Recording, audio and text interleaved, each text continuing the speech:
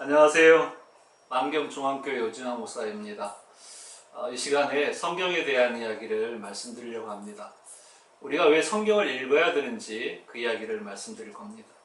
교회는 정치제도에 의해서 교단들이 분리되고 또 만들어졌습니다. 어떻게 교회를 효율적으로 세워나갈 수 있을까? 그 택한 방법들이 교회 정치입니다. 국가에도 대통령제가 있고 내각제가 있고 여러 가지 제도가 있는 것처럼 교회에도 그 교회 정치제도도 그 교회를 어떻게 효과적으로 운영할 것인가, 어떻게 교회를 효과적으로 세울 것인가를 고민하면서 만들어진 정치제도가 있습니다.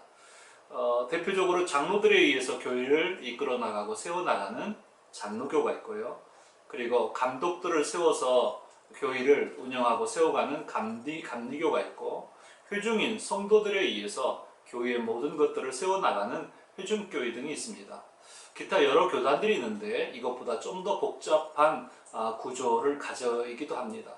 그런데 장로교는 유럽이나 서구 지역에서는 개혁교회라고 부릅니다. 왜 개혁교회라고 부르냐면 종교개혁가들이 그들의 그 종교 개혁을 통해서 이뤘던 신앙의 전통 그리고 신학을 따르고 있기 때문에 그 전통에 따라서 개혁교회와 장로교는 같은 단어입니다. 깔뱅이나 찌빙글리 같은 종교개혁자들이 세운 그 신학 그리고 그 전통을 우리 장로교는 가지고 있습니다. 그 개혁교회가 가지고 있는 전통의 특징이 뭐냐면 오직 성경, 오직 은혜, 오직 믿음이라고 하는 이 뿌리들을 가지고 있습니다. 그래서 오직 성경으로 모든 것을 판단하고 성경으로 돌아가자, 또 성경을 통해서 하나님 나라를 이루는 기준을 가진 것이 우리 장로교입니다. 그래서 성경이 교회와 우리 신앙의 유일한 원칙입니다. 우리는 성경을 공부해야 하고 읽어야 하고 또 암송하고 묵상하며 삶에 실천해야 합니다. 성경은 우리 신앙과 삶의 유일한 원칙이기 때문입니다. 이게 바로 진정한 개혁의 시작입니다. 성경 속의 역사를 먼저 살펴보면 창세기 12장부터 나오는 아브라함은 기원전 2100여 년 전에 실존하던 인물입니다. 이 당시에 같이 실존하던 인물은 우리가 잘 아는 욥기서의 욥입니다. 창세기 1장부터 11장까지는 선사시대라고 이렇게 표현합니다. 선사라고 하는 말은 역사가 기록되기 이전에 라는 말 뜻입니다. 원시시대라는 말이 아닙니다. 이 창세기 11장까지의 기록 이후에 아브라함이 살던 그 기원전 2100여 년부터 또 창세기, 출애굽기, 레위기, 민수기를 기록했던 그 모세, 출애굽을 이끌었던 모세가 살던 시기는 기원전 1500년경입니다. 그러니까 기원전 1500년경에 모세가 이 5권의 책을 기록하였습니다. 신약 성경은 데살로니가 전서가 바울이 작성했는데 바울이 쓴 책인데 AD 40년에서 50년경으로 보고요. 그리고 사복음서 중에 마태복음, 마가복음, 누가복음, 요한복음 중에 마가복음이 제일 먼저 쓰여져 있는데 AD 한 50년경으로 봅니다. 학자들마다 조금의 견해 차이는 있지만 데살로니가 전서와 마가복음이 제일 먼저 기록된 책으로 보고 있습니다. 그런데 신약 성경의 제일 마지막 책인 요한계시록은 사도 요한이 기록했는데 사도 요한이 AD 한 90년경에 기록한 책으로 일반적으로 그렇게 이해하고 있고 받아들이고 있습니다. 그렇게 생각하면 창세기가 기원전 1500년경에 기록되어 있고 그리고 요한계시록이 AD 90년경에 기록됐기 때문에 성경은 1600여 년에 걸쳐서 만들어진 책입니다. 그런데 너무너무 신비로운 것은 40여 명의 저자가 있는데 40여 명의 저자들이 서로가 얼굴을 맞대고 논의하거나 서로가 역사적인 시간이 일치되거나 아니면 공간적으로 일치돼서 만난 적이 없는 사람들입니다. 그럼에도 성경의 주인공은 이 땅에 구세주로 오실 예수 그리스도에 대한 메시지로 다 통일되게 기록되어 있다는 것입니다. 이것은 한 하나님, 성령 하나님으로 말미암아서 그 감동에 의해서 이 40여 명의 저자들에 의해서 기록된 책이라는 사실을 알 수 있습니다. 그리고 이 책을 기록하는 66권의 책들은 성령 하나님의 감동으로 주의 제자들과 선지자들, 그리고 농부와 양치기, 심지어 포로되었던 자들에 의해서 기록된 하나님이 말씀하시는, 하나님이 우리에게 보여준 유일한 특별한 계시의 책입니다. 이 책을 공부를 해야만 하는 이유가 하나님이 자신을 완전하게 보여주신 특별한 계시, 완전히 열어서 보여주신 것은 성경책밖에 없기 때문입니다.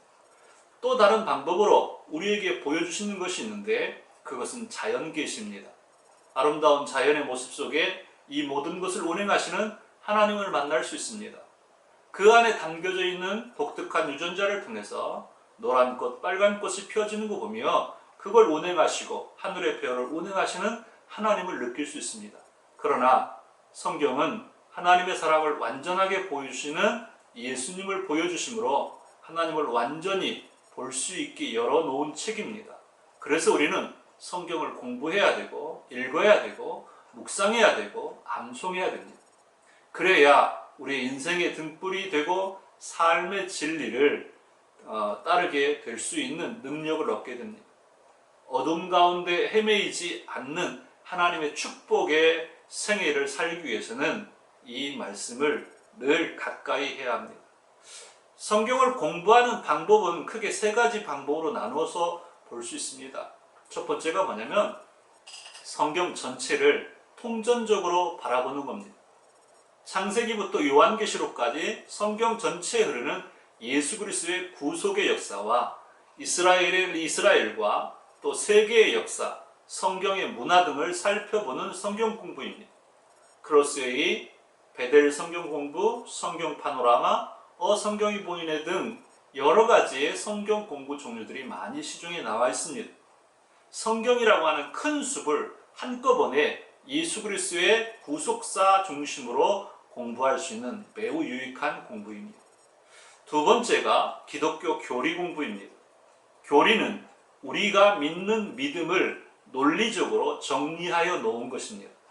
하나님에 대하여 우리가 어떻게 믿고 있는가, 예수 그리스도에 대하여 어떻게 믿는가, 그러면 교리는 무엇인가 등의 신앙의 주제들을 살펴보는 교리 공부입니다.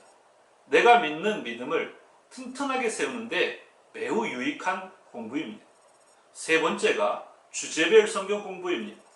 주제별은 신앙과 교리들의 주제들을 공부합니다. 예를 들어 구원에 대하여, 또는 우리 제자의 삶에 대하여, 건강한 가정에 대하여, 사랑에 대해서, 기도에 대해서, 성경에 관해서 등 다양한 주제들을 다루고 있습니다. 한 주제를 가지고 1년 52주를 공부할 수도 있고 매주 다른 주제들을 공부해서 우리 삶에 갈증 나는 부분들을 해결해 나갈 수 있는 유익한 성경 공부 방법입니다. 그런데 이러한 성경 공부 방법에 절대로 변할 수 없는 원칙이 있습니다. 첫째, 교리를 공부하든 주제를 공부하든 성경 전체를 통전적으로 공부하든 이 모든 내용을 한꺼번에 창세기부터 요한계시록에 있는 모든 내용을 전체적으로 살펴보아야만 한다는 것입니다. 종말에 대한 공부를 하는데 요한계시록이나 마가복음 13장만 살피고 그 외의 성경은 그저 나머지가 되고 그들의 이야기를 돕는 역할로만 본다면 하나님은 없어지고 이단이 만들어지는 것입니다. 믿음에 대하여 공부하는데 노마서만 가지고 말하면 안 됩니다. 모든 성경을 다 꿰뚫어 보아서 창세기부터 요한계시록까지 살펴보며 그 안에 담긴 진리를 살펴보는 것이 실수하지 않는 성경을 완전하게 꿰뚫어 볼 수 있는 길입니다. 두 번째, 우리가 절대로 변할 수 없는 원칙이 뭐냐면 기록된 성경의 모든 내용을 읽고 배울 때에 이 시대적인 배경을 가지고 이해할 수 없는 이야기들이 현 시대에서는 등장하고 있다는 사실을 먼저 알고 있어야 됩니다. 이 시대적 문화에서 가나안 땅을 점령하면서 한 민족 또는 한 마을, 한 성을 그 살아있는 모든 생명체를 다 멸절시키라고 하는 하나님의 명령이 나옵니다. 이 시대에서는 쉽게 이해하지 못하는 이야기입니다. 어린아이까지 살아있는 동물들까지 다 죽이라고? 이 말을 쉽게 이해하고 받아들일 수 없습니다. 그래서 성경을 읽을 때는 성경 전체에 흐르는 하나님의 말씀, 하나님의 이야기를 들을 수 있어야 합니다. 그 활자화된 말씀 속에서 우리에게 하는 하나님의 말씀을 들을 수 있어야 됩니다. 성경 속에 나오는 이사야 선지자, 예레미야 선지자, 바울 등이 하는 이야기를 통해서 하나님이 그들과 함께 하신 일들 속에서 하나님을 만났고 또 하나님이 하신 이야기를 지금 나에게 어떻게 말씀하시는지를 들을 수 있어야 됩니다. 그래서 성경을 통해서 하나님을 만나고 바울과 다윗과 성경의 모든 인물들을 만나면서 그들과 함께 울고 그들과 함께 웃고 그들과 함께 기도하고 그들과 함께 탄식할 수 있어야 됩니다. 그들과 함께 소망을 말하고 그들과 함께 춤출 수 있는 것이 성경입니다. 성경 속에 있는 하나님의 음성과 말씀을 들을 수 있어야 됩니다. 성경 속에서 예수님을 만나야 합니다. 하나님을 만나야 합니다. 우리는 늘 성경을 가까이 하시는 축복을 누리시기 원합니다. 그 기쁨은 세상에서 얻을 수 없는 보화를 매일 발견하는 시간들이 될 것입니다. 여러분들이 바로 이 축복의 주인공들입니다. 매일 성경과 가까이 하고 성경을 배우고 읽고 익히고 실천하는 모든 분들이 되기를 주의 이름으로 축복합니다.